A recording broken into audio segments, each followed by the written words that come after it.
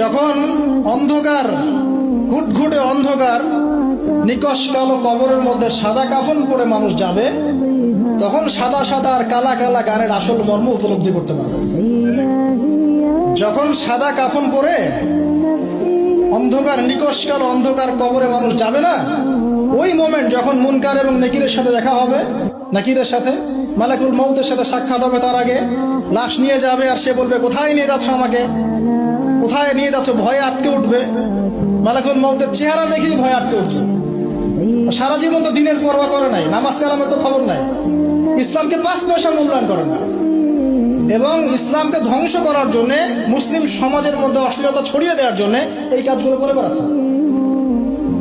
যখন এই অবস্থা তাদের হবে এবং কবরে প্রশ্নগুলো করা হবে এবং হাতুড়ি দিয়ে পিটানো হবে, 70 গজ মাটির নিচে যখন আত্মা যাবে সিজ্জিনে, তখন বুঝে আসবে কোনটা সাদা ছিল আর কোনটা কালো ছিল।